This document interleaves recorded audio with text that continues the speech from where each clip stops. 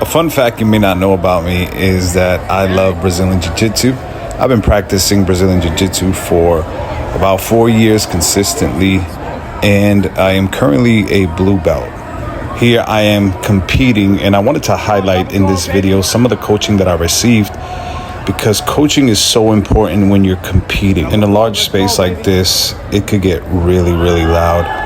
And so you got to learn how to hear your coach's voice here. Here coaching me is Omar and my son Bishop. You're going to hear Bishop very loud, and I'm able to hear his voice. And as he's coaching me, he's able to see things that I'm not able to see. But listen to his coaching, and as I begin to adjust to the things that he's telling me. Good, very nice, good, heavy.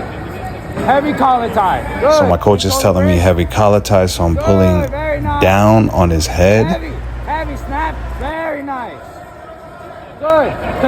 Take that collar tie off. See, here he's telling me to take his collar tie off because my hand's on the outside, so I loop it back in and push away. Good. Take that collar tie, very nice. Nice, I like it. Good. Let's go, let's gas him out. Good, heavy, keep snapping on him. Keep snapping. Good wrist control. Remember, elbows tight. Elbows tight, heavy on the head. Good, sprawl, that's it, this is your spot. Here he's saying this is your spot because we train so many times that he knows once I got a front headlock, I'm usually bringing my opponent down. My opponent in this case does a very tactful move by jumping to the outside, so I wouldn't get 2 points and we would be reset. Heavy on the head. Very nice, good. Elbows tight, good snap. Snap again. Snap again. Stay heavy on his head. Stay very heavy. Keep snapping, watch that leg, very nice. Very nice. Heavy on the crown of the head. Remember, heavy on the crown of the head. Very nice, good. Nice shoulder shrug. Control the wrist, control the collar tie. Good circling. Here one of my coaches, Omar, will acknowledge that I'm circling, which shows me that I'm doing the right thing. You can even bait the leg. And this is the piece of information that really changed the game. When my son Bishop said, you can even bait the leg, it showed me a few things. Number one, he knows my game, and he knows and trusts me enough that if I bait the leg, I have a good enough sprawl to take my opponent down. And it also shows me that my coach was able to see something that I initially wasn't able to see. Just like that. So what I begin doing now is that I begin testing if I could bait the leg. And that's all based off that piece of information that my son gave me. So I'm going to start baiting the leg, and then on the third try of baiting the leg, I'm going to give it to him fully. Good. Okay, this is one. So this is two. I'm getting comfortable. And this is now, okay, I got it. I got the front headlock. I'm bringing him down.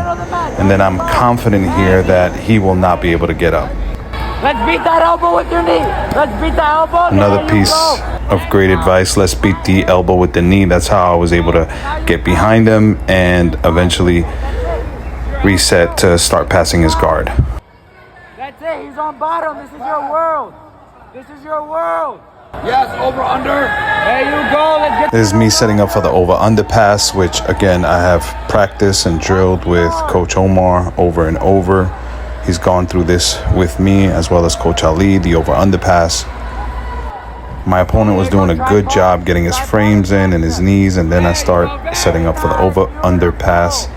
He tries to go for kind of like a Kimura, but my elbows are tucked in very tight. Straighten the leg out.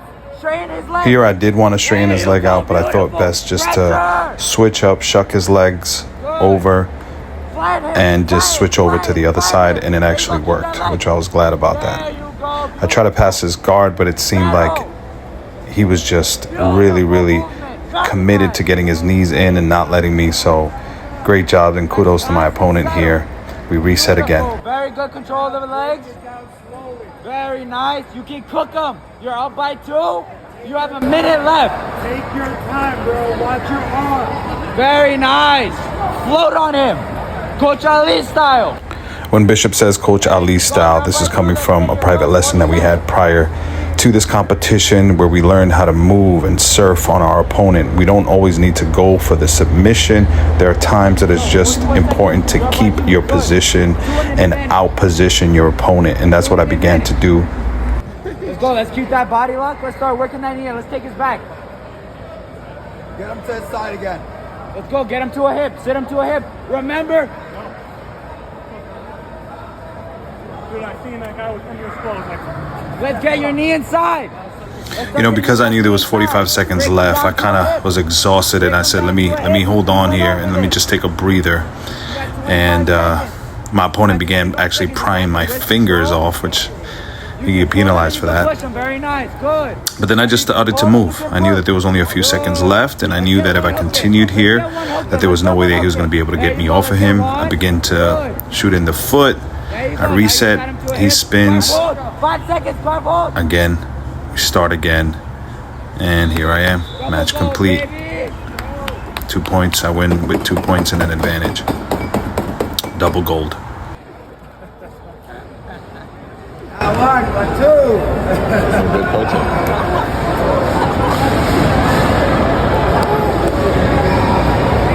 Let's go.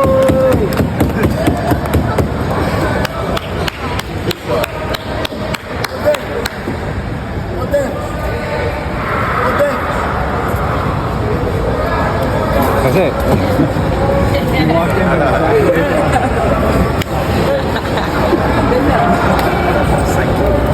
trying to be like me. Yeah. Hell of a tip. Oh,